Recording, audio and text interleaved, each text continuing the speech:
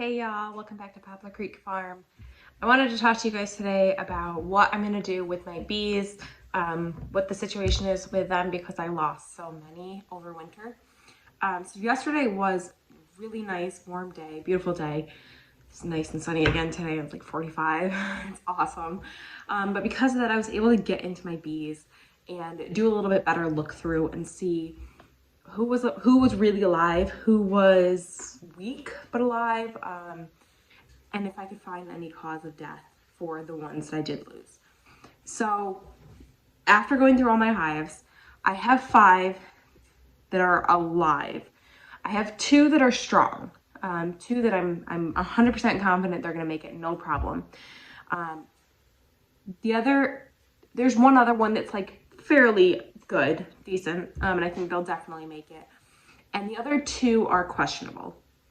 I'm fairly confident as long as I stay on top of feed, I check them regularly, make sure that they've got sugar, make sure that there's not signs of moisture again, that they'll be okay. And I think that they'll make a full recovery and I will have, 5 hives come spring.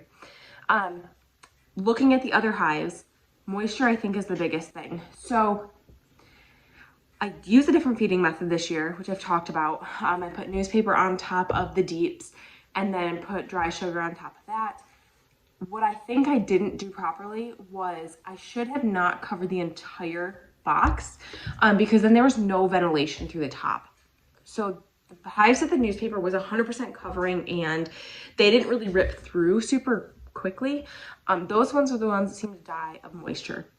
The bees were not clustered in the middle. By the way, you love my nails. My daughter painted them. That's why they're all colorful. Anyways, they weren't clustered in the middle like I would expect them to be if they had died of, freezing temperatures or something. They were actually all to the sides of the boxes, which to me says moisture. There was also the boxes were definitely damp, not significantly, but bees cannot tolerate moisture when it's cold, especially. So we had temperatures down into the -40s wind chill. And I mean, because of the wind was obviously quite heavy, it was really strong winds. And so to have some moisture plus those frigid temperatures, I think was just the combination that killed them. The ones that are alive, and none of them like ran out of stores at all. So I probably could have just not fed them and they probably would have been better off, which is sad. Because all of them still have honey, they still have stores. Even the ones that are like thriving, they've obviously started to eat more of their sugar, but it's still not a lot. So moisture. And I think it was just due to that feeding method. So I'm not going to use that method again. I just need to take the time to make sugar bricks. I can buy sugar bricks, but they've gotten pretty expensive. They're great. The company I've gone through, they're on Amazon, and I love them. They work really well. They stay together well, but they've just gotten more expensive. And for how many hives I have, it's not really super realistic. So I can make sugar bricks. It's just time consuming, but I need to just do it instead of potentially losing this many hives, because it also, had I just made the sugar bricks, my hives could be all alive right now. I'm also going to use quilt boxes next year. I didn't this year because honestly, my reasoning, I didn't want to pull out ratchet straps and ratchet strap them all down, and I didn't have enough for all the hives. I could have just bought, I think I needed 2 more.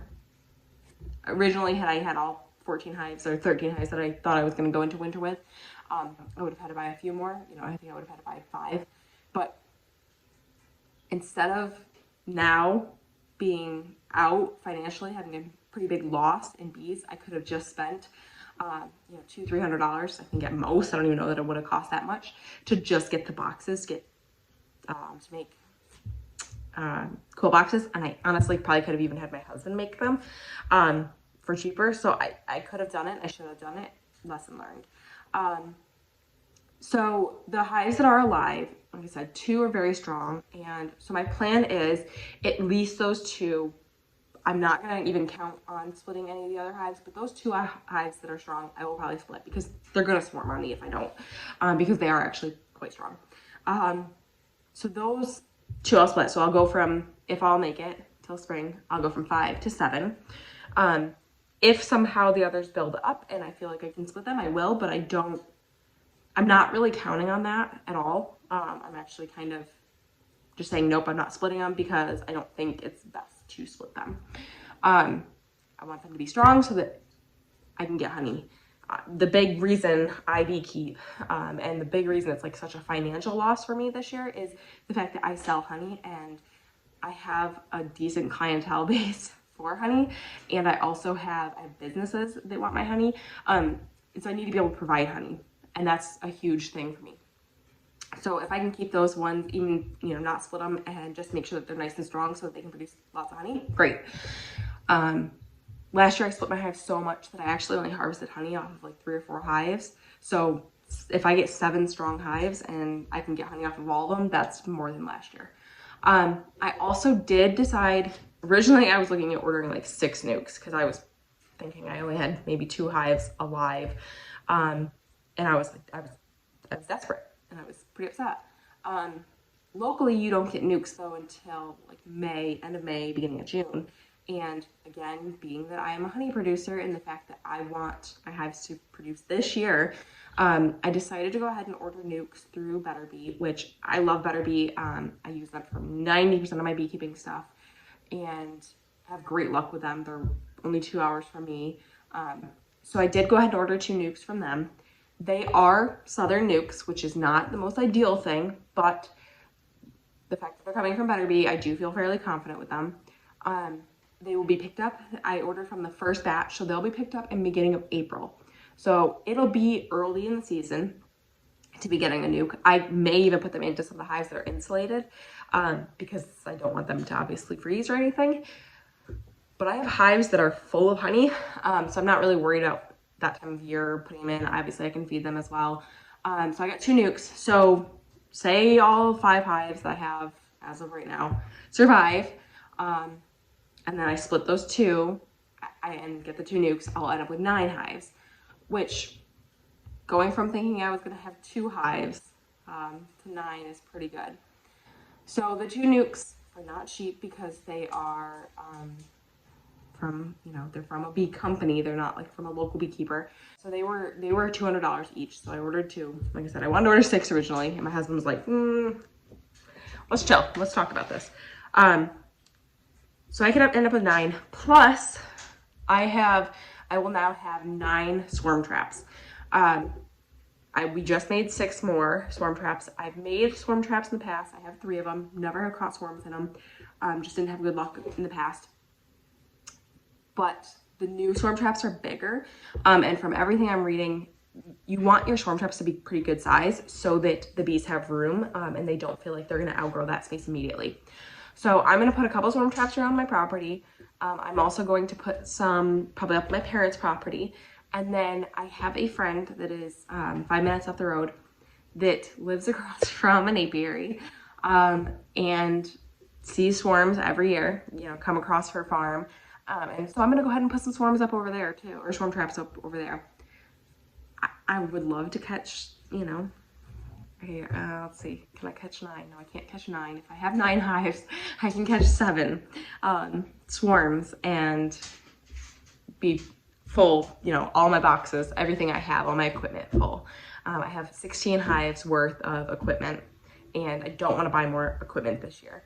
A couple reasons, obviously, the fact that I've already lost bees and don't really want to be spending more money on equipment, but also I need to start being financially the right side up and not having losses every year. So I don't want to spend extra money. 16 hives is plenty for this year. I will be very happy with 16.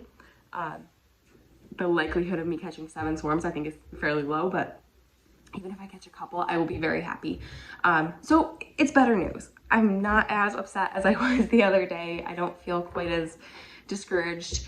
I'm still sad that I lost as many hives as I did. I mean, I was in the summer, I had 14 hives, and I'm down to 5.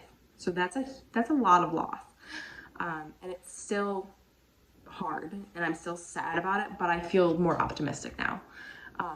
In other news, and I'm super excited about this, my piggies are ready. My breeding stock. is ready.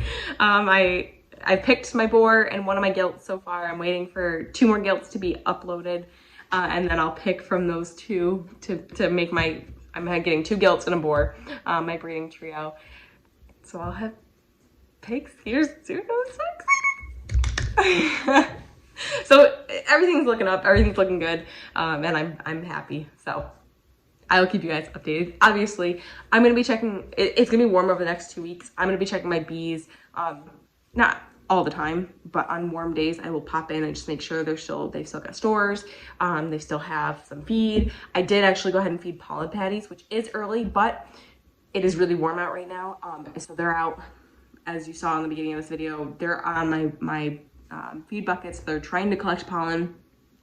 We're getting close to March. March is when maples start blooming here, poplars start blooming. So we're gonna be going into pollen season anyways. Normally I start feeding pollen like end of February. So I'm only a week or 2 ahead of that.